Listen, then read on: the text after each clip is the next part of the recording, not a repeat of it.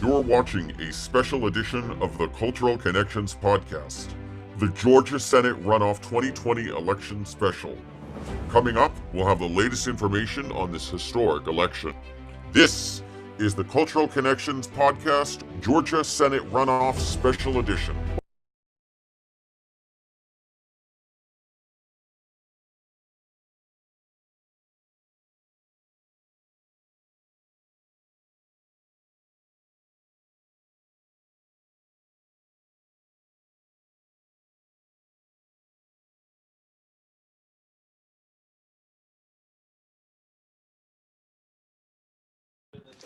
And good afternoon, everybody. My name is Brian Imes, and I am the producer and host of the Cultural Connections podcast. We are coming on here live. Normally, we do an update on the.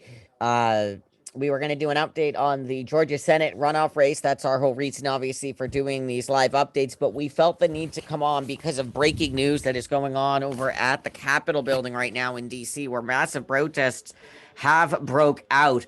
Including where pro-Trump protesters have breached the Senate chamber, we're being told, and are in the Capitol building with reports of shots fired in the Capitol building. I'm going to try to show you some live video of what we're seeing in the chamber. So bear with me for one moment while I try to pull that up here. Again, we're live here on Facebook, Twitter, YouTube, and Instagram. And I'm going to try to pull up some live video here for you. If I can, and you'll see that. Let me see if I can. I'm going to see if I can. I'm going to show you. Your colleagues have described sorry, hold on the a minute. scene at the Capitol remains tense. Sorry. All right. So I'm going to share with you my screen here of NBC News live, showing you the scene right now. Again, this is through courtesy of NBC News. I'm going to show a minute of that quickly just to you while we're here on screen. No audio obviously associated with it. But let me pull this up on the screen here if I can. Okay, we should be seeing this now live. And again, this is currently the site in Washington, D.C. at the Capitol building. You can see the massive protesters. Again, this is courtesy of NBC News that we're looking at right now. And we're coming on here live because protesters have stormed the Capitol, stopping the electoral vote count in the House and chambers House and Senate chambers both evacuated. We've been told that the leadership of both both House and Senate members, including the vice president, have been put in a safe place. Not obviously for safety reasons. We're not elaborating on that, but this is a very dangerous scene right now that we're watching.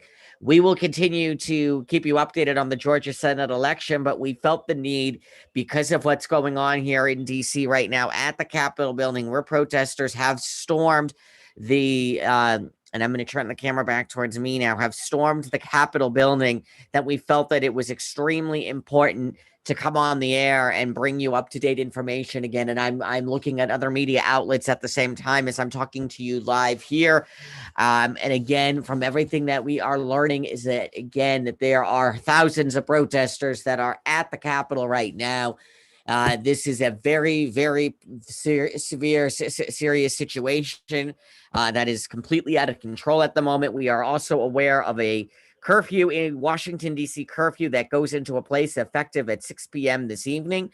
Again, all I can say is that this is a situation that is unfolding moment by moment. We, again, can only tell you that, as I just mentioned, that there's been reports of shots fired in the Capitol building in Washington, D.C., with protesters clashing with members of the Capitol Police. We've been told the Secret Service has been called in.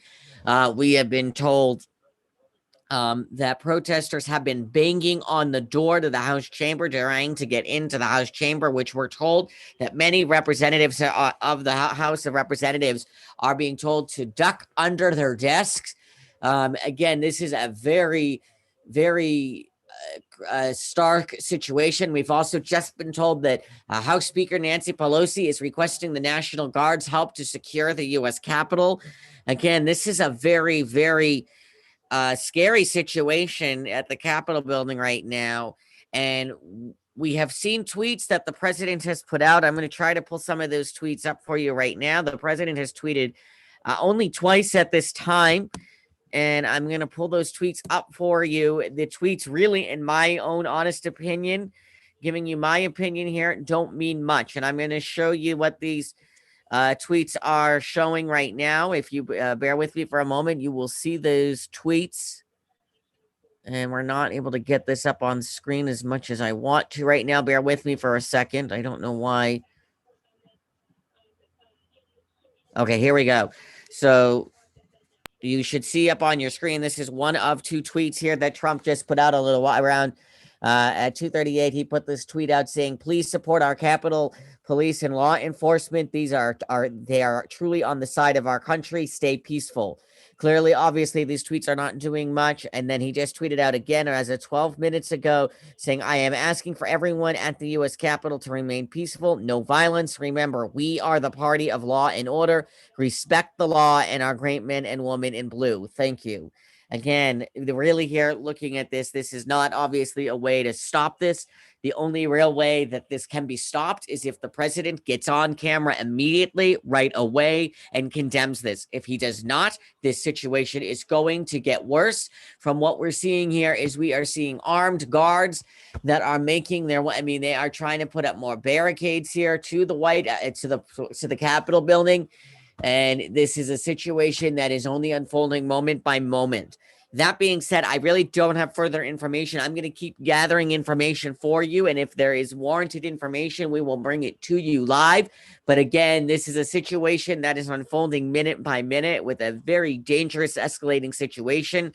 We will continue to monitor this and bring you up-to-date information as it becomes available here. So please keep it tuned to Cultural Connections as soon as we have more information. And of course, we'll bring you more information on the Georgia Senate race, which was our whole idea for today. In addition to the Electoral College count that's being taken, that was supposed to be, has now been halted.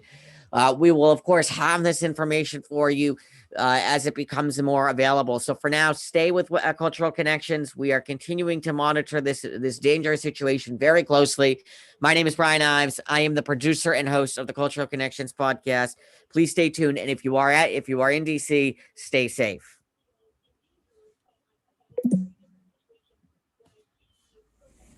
You've been watching the Cultural Connections podcast, Georgia Senate Runoff Election Special.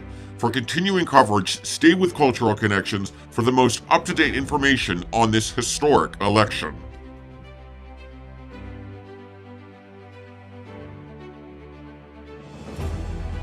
Well, perhaps Senator Perdue would have been able to respond properly to the COVID-19 pandemic. But the most insidious thing that Chuck Schumer and Joe Biden are trying to perpetrate... Are you ready to show America that Georgia's a red state? And so vote Georgia like your life depends on it.